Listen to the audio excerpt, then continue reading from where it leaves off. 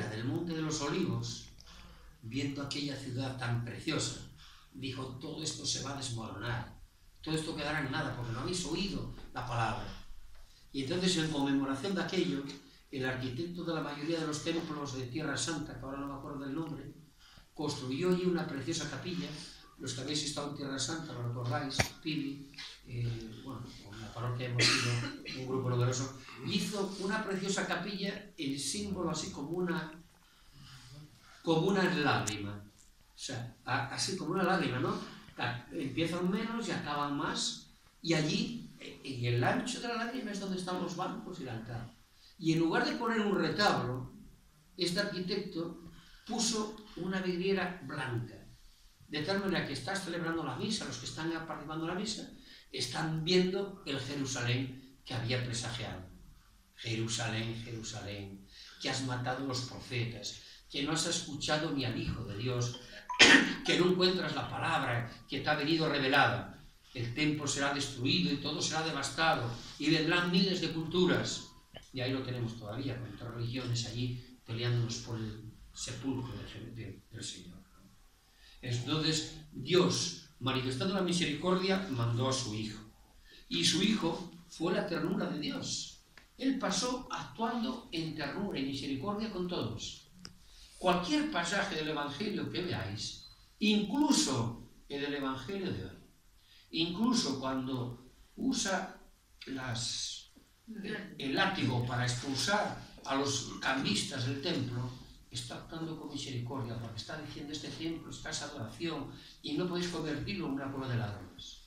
Pero su misericordia se manifestó con la mujer pecadora, con aquella samaritana que le fue a pedir agua. Le dijo: ¿pero cómo me pides agua tú si tú eres judío y yo soy samaritana? Dijo: si supieras quién te pide agua, me la pedirías tú a mí, porque tendrías el agua en casa, no tendrías que venir nunca al pozo, de ti manaría un manantial de agua viva. ¿Cómo me dices eso? Hazlo tú. Yo te lo digo porque sé cómo viviste. 7 maridos has tenido. Y aquella mujer sorprendida marcha corriendo al pueblo y dice: he encontrado un judío que ese sí que es hijo de Dios. ¿O qué diremos de la Magdalena? Aquella mujer pecadora, aquella mujer que la acogió de tal manera que se hizo discípula del Señor y no le dejó ni en el momento de la crucifixión. Cuando todos los apóstoles, aquellos valerosos, todos aquellos que decían que yo no te abandonaré nunca, que yo no te negaré nunca, hasta Pedro, solamente uno, el más débil, el más joven, el que era su hijo preferido, que es su discípulo preferido, que era Juan, su madre, la mujer fuerte, la madre de la esperanza, y la Magdalena estaba allí. Así es que Jesús, cuando resucita, a quien se aparece primero es a las mujeres. Luego dicen que las mujeres, en la Biblia, las mujeres son predilectas del Señor. En aquel tiempo del judaísmo, donde la mujer estaba absolutamente marginada, es a ellas a las que se aparece primero. Cuando iban con los ungüentos, todos llorando y pensando: ¿y quién me va a quitar la losa que han puesto los judíos delante del sepulcro? Iban pensando eso y llegan allí y ven la losa corrida. Uy, ¿quién habrá quitado la losa? Pero la losa era de muchos kilos, no se podía mover de cualquier manera. Y allí hay un ángel que les dice: ¿a quién buscáis? Al Maestro, al Señor. Y dice: ¿por qué buscáis entre los muertos al que vive? No está aquí, la ha resucitado. Y luego, cuando ven a una sombra, a un resucitado, que no le reconocen porque en su cuerpo el resucitado no es el mismo cuerpo que el que tenemos ahora, le dicen: creen que es el que había ocultado el cuerpo. Le dicen: pensaba que era un jardinero. ¿Dónde has puesto al Maestro?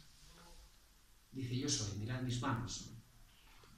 Y entonces María Magdalena, apasionada por el amor, como primero había estado por el vicio de la carne, luego ese amor se convirtió en un amor de ternura hacia lo que realmente había planificado, ese amor que se había equivocado buscando por caminos bien erróneos. Dice: Maestro, y se tiraba a los pies de él. Y es cuando dice aquella frase famosa: Noli me tangere, que han reproducido en preciosas imágenes, en cuadros, tantos artistas. No me toques. Todavía no estoy en el cielo. Todavía no estoy a la derecha del Padre. Es precioso todo ese elemento de conversión. Elemento de conversión que tuvieron también otros, como Pedro. Pedro fue un hombre que era el de mayor coraje, era el que contestaba siempre, pero pecó, porque en la misma noche, donde había que estar más cerca de él, 3 veces le negó. Y se acordó lo que había dicho Jesús. Tú que tienes tanto coraje, que vas de valentón, que eres forzudo y que parece que te las vas a comer todas vivas, mira, hoy me vas a negar 3 veces. ¡Oh, Señor, yo negarte a ti jamás! Y llega la noche y delante de un siervo dice, yo no conozco a ese. ¿Cómo que no lo conoces? Si hasta tú tienes acento galileo. Que no, yo pasaba por aquí, por Jerusalén. Pues yo creo que sí, que yo te conozco y tal. Lo negó 3 veces. Al punto cantó el gallo. Inmediatamente él recordó lo que le había dicho el Señor. Y entonces sintió en él la misericordia de Dios. Y dice la tradición, no lo dice la Escritura, que se hicieron surcos en su cara para indicar por las lágrimas que había echado de arrepentimiento. Es una manera de decirnos que lloró profundamente sus pecados, que se arrepintió profundamente de aquella negación, porque se dio cuenta de la importancia de aquella negación. Y entonces él va a ser el que entregue al Señor, pero también el que se arrepienta. Y aquí quiero decir una cosa y lo voy a juntar con otra experiencia distinta de misericordia. Él tenía experiencia de que Jesús les había hablado de un padre bueno, de un padre que hablaba de un hijo que lo había perdido todo, a su herencia, que lo había malgastado con las mujeres y con los amigotes. Y cuando ya no tenía nada, pocos amigos que son de verdad, cuantos te quieran, si triunfando estás. Y si fracasas, ¿quién recordará? Los buenos quedan y los demás se van.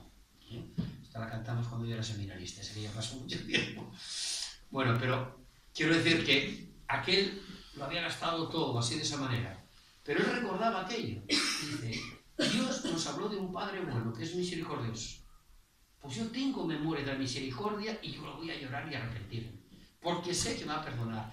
Tener experiencia de la misericordia es muy importante en nuestra vida. Porque si no, mirad, vamos a ir perdiendo la confesión. Vamos a decir, yo ya no tengo remedio. Yo ya estoy así, igual. E incluso personas consagradas dicen, bueno, es que yo estoy viviendo una vida mediocre, no tengo pecados grandes, pero ya no puedo vivir en la radicalidad del seguimiento del Señor, en el enamoramiento del Señor. Una vez me lo decía una monja, y es que yo no tengo pecados graves, se confesaba conmigo, pero estoy viviendo una medianía, o sea, ni frío ni caliente, sí, rezo, voy a misa, pero... Y eso lo consideraba como un pecado, y lo es, porque como no eres ni frío ni caliente, te arrojaré de mi boca. Pero Pedro sabía que hacía misericordia, se arrepintió y volvió al Señor y fue piedra angular de la iglesia. Hoy celebramos la dedicación de la Basílica de San Pedro y San Pablo. Estamos celebrando eso. Y cuando le dicen que va a morir en la cruz, dice, ¿yo morir en la cruz como Señor? ¿Qué va? A mí que me pongan boca abajo. Y murió boca abajo porque no se sabía digno de morir lo mismo que el Señor. Y aquí os pongo, y este es un icono de la memoria de la misericordia de Dios. Pero hay otro icono totalmente contrario. Hay otro que le traicionó también con un beso en la pasión. Uno de los discípulos, que se llamaba Judas, que andaba con el dinero, quiso sacar dinero y fue a los doctores que lo andaban buscando y a los sacerdotes del templo. Dijo, ¿queréis que yo os lo diga dónde está? Ah, pues si nos lo das te damos 30 monedas de oro. Y fue al huerto donde solía ir a orar, al huerto de los olivos, y allí le da un beso al Señor, porque era la clave para que los demás entendieran, en medio de la oscuridad de la noche, quién era el Señor. Y de con un beso entregas al Hijo del Hombre. Qué traición más grande, ¿no? El beso que es el símbolo del cariño, y que además es el signo con el que se saludan todos los judíos, todos los cristianos, todos era el ósculo de la paz, el beso que lo hemos perdido nosotros, y que sin embargo, pues bueno, hay como las comunidades neocatecumenales saludan siempre con un beso, lo más no da que sea un chico o una chica, es el ósculo de la paz. hemos perdido, hemos dado la mano se la dan los políticos, los besos nos damos los hermanos. La mano, ves ahí, a Sánchez y a Rajoy se dan la mano, pero no hay beso, no hay. Bueno, pues Judas, ¿qué pasó? Judas le traicionó con un beso, pero no fue como Pedro. Pedro tenía memoria de que había misericordia, se arrepintió, pero ¿qué le pasa a Judas? Judas no creía en la misericordia de Dios. Y como no creía en la misericordia, como no hacía memoria de que había hablado de un Padre misericordioso, fue un árbol y se colgó. Porque mirad, en nuestra vida de cristianos, como no hagamos memoria de la misericordia, nos vamos a perder. Dios no me va a perdonar ya. Es que hace 30 años que no me confieso. Es que hace tanto, no sé cuánto. La experiencia que yo tengo aquí en la parroquia con muchos padres y madres que se acerca a la comunión el hijo y la hija y yo les digo, tenéis que confesar y comulgar con ellos. Y es que hace tantos años. Y qué precioso, cuando no se confesaron desde que se casaron. A lo mejor hace 10 años. Y se acercan a confesar. Y dice, yo ahora dile yo le digo a los hijos, pedir a papá y a mamá que se vengan a confesar. Que no os dejen solos. Porque ¿qué comunión, primera comunión es esa? Que llevas al hijo, lo mandas allá, pero tú no vas. Los hijos se dan cuenta. Dicen, pero ¿y tú cómo no vas? Pues eso le pasó a Judas. Judas no hacía memoria. No tenía memoria de la misericordia, y entonces lo único que le quedaba es decir, ya no tengo remedio. He traicionado al mejor de los amigos, al que me había llamado como seguidor y como apóstol, y entonces se quitó la vida. Son dos iconos de apóstoles, por lo tanto de seguidores del Señor, pero uno que hacía memoria de la misericordia y otro que no la tenía.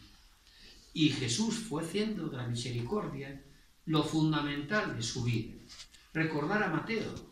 Mateo era un recaudador de impuestos y estaba totalmente mal visto por la sociedad judía, porque era el que recaudaba para los romanos, un pueblo invasor.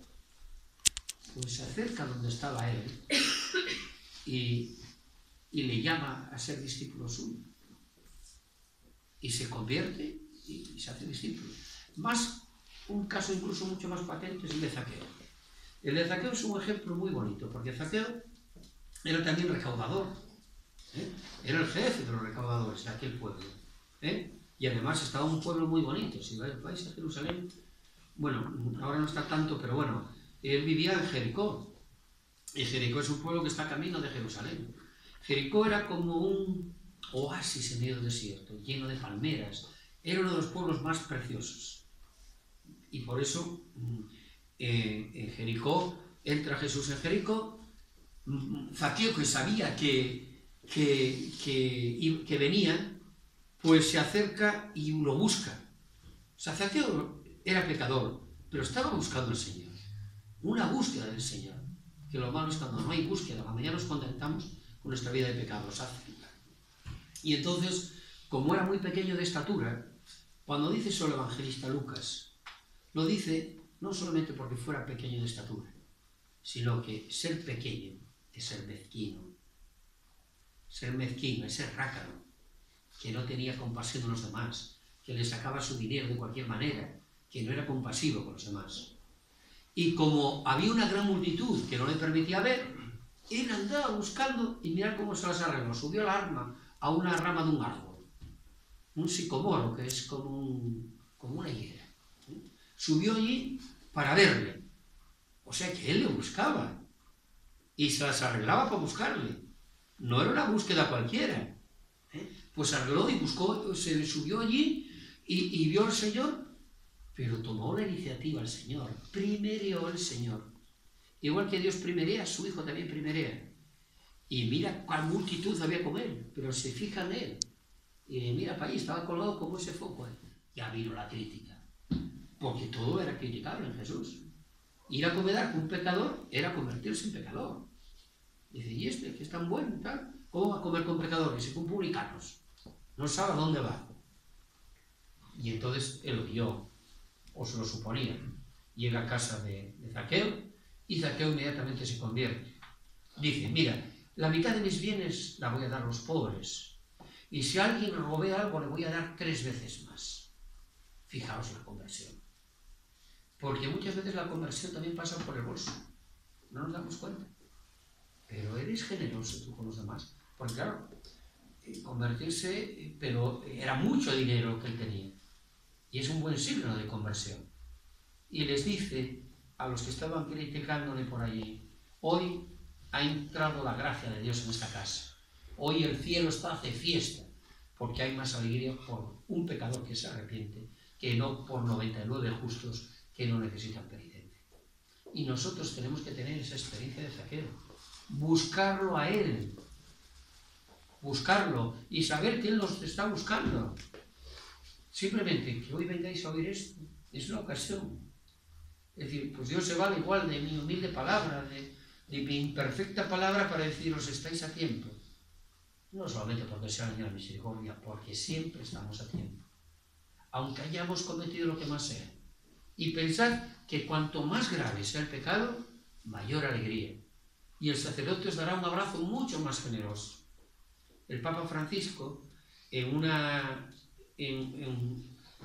homilía que dio a los curas de Roma, porque como obispo de Roma siempre daba una charla a todos los curas, le dice, no seáis implacables, no seáis jueces implacables, aplicad siempre la misericordia de Dios. Porque antiguamente a veces los sacerdotes pues decían, este pecado, no sé cuánto. Yo recuerdo cuando éramos seminaristas, pues íbamos a confesar al corazón de María, a los carmelitas. Y había un sacerdote, un carmelita allí, que era mayor, y ya muchos no querían ir a confesar con él. Porque cualquier pecado que le dijeras, es el pararrayos de Oviedo. La ira de Dios va a venir sobre ti y va a matar a todos los ciudadanos de Oviedo. Y le llamamos el pararrayos a pobre cura. No hay que ser implacable, hay que ser misericordioso. Y mirad, un cura oyó todo lo que tenga que oír. No tengáis miedo de decirle, lo que queda ahí, queda en secreto. No se sabe de ningún sacerdote que haya violado el secreto de confesión.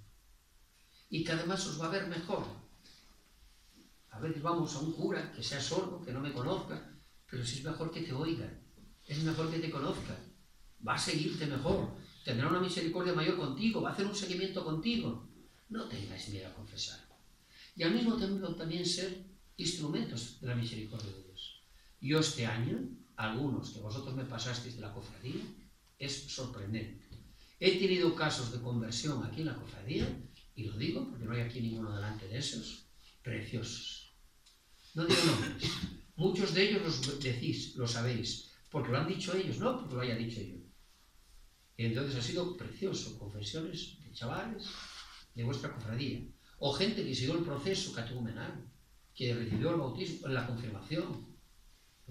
Pues han sido 3 o 4 estos años.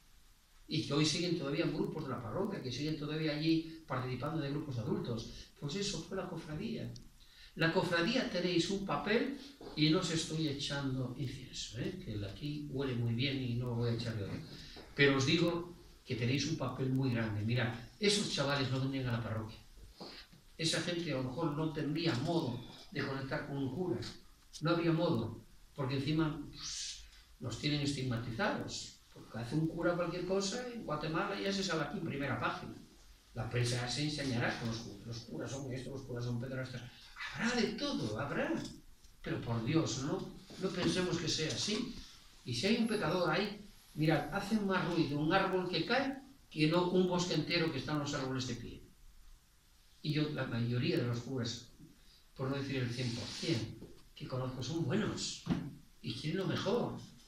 Ahora, claro, hay un caso no sé dónde, en Irlanda, no sé dónde, pues ya la prensa lo pone pues para que la gente se aleje de la iglesia, para que los niños no vengan a la catequesis, para que los padres tengan sospechas. Es que da una pena enorme, ¿no? Vosotros tenéis que ser los predicadores, los que hacéis en la transmisión del Evangelio con gente de vuestra edad y con gente alejada.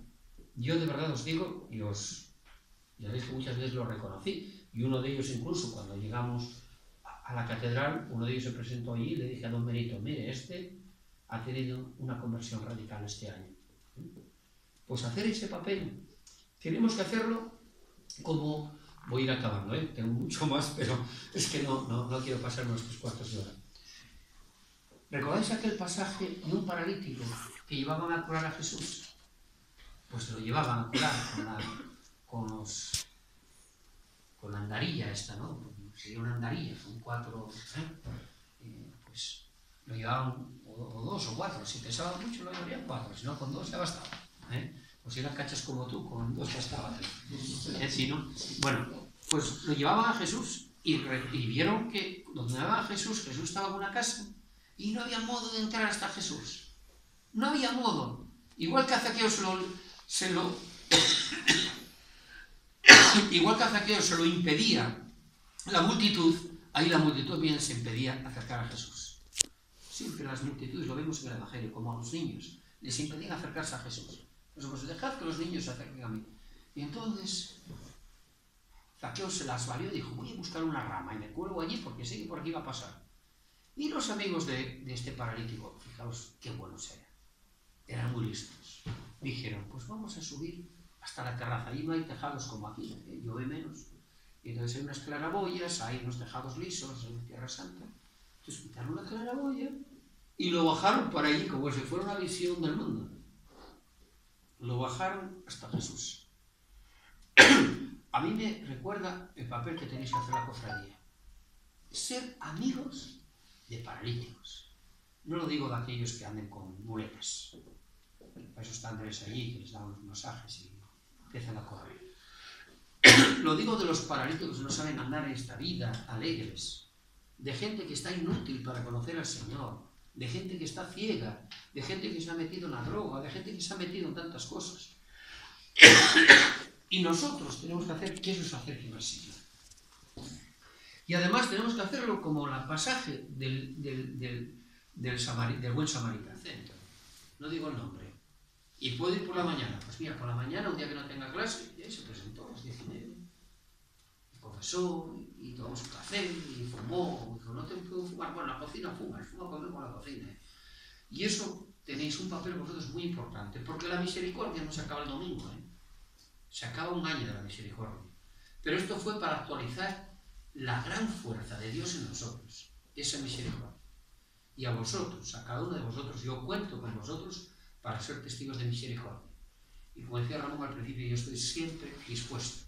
No hace falta más que me mandéis un WhatsApp, y si es de noche y está arrepentido, también de noche. Y si es de día, pues salud del día.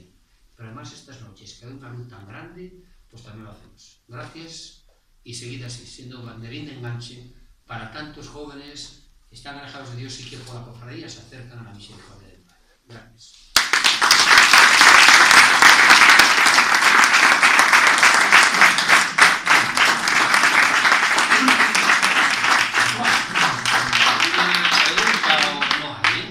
Pues rezamos. Mirad, hay una oración a la Virgen, a Nuestra Señora de Esperanza, donde le llamamos Madre de Misericordia. Es la salve. Este año la rezamos mucho. Pues vamos a rezar la salve llamándole a la Madre, Madre de Misericordia. Dios te salve, Reina y Madre de Misericordia, vida y dulzura, esperanza nuestra. Dios te salve, a ti llamamos los desterrados hijos de Eva, a ti suspiramos gimiendo y llorando en este valle de lágrimas. Ea pues, Señora, abogada nuestra, vuelve a nosotros esos tus ojos misericordiosos, y después de este destierro, muéstranos a Jesús, fruto bendito de tu vientre. Oh clementísima, oh piadosa, oh dulce Virgen María, ruega por nosotros, Santa Madre de Dios, para que seamos dignos de alcanzar el de nuestro Señor Jesucristo. Amén. Y una frase que conecta al Papa Francisco con Juan XXIII, aquel Papa que fue el fundador, que creó el Concilio Vaticano II. El Papa Juan XXIII, cuando se fundó el concilio, en la primera charla que dio, la primera homilia, dijo: la Iglesia es mejor que aplique el bálsamo de la misericordia que no la dureza de la ley. Y es que Dios se acerca a nosotros siempre así, como un padre, una madre. Puede tirarle de la oreja a Ramón, una madre, pero luego está la misericordia ahí porque sabe que lo hace por una cosa buena. Bueno, pues que tengáis una buena culminación de la misericordia y que quede en vuestras vidas esta experiencia. Y que la experiencia de la penitencia la tengáis así, porque todavía hay mucha gente que no tiene conciencia del pecado, no se acerca a la misericordia. Y hay mucha gente que ha olvidado que Dios es misericordia. Comunicadlo. Bueno, voy a regalarle al hermano mayor, pues la oración del jubileo de la misericordia. No tengo uno para cada una, pero Es muy bonita, va ahí con los dibujos y eso. Bueno, pues muchas gracias a todos.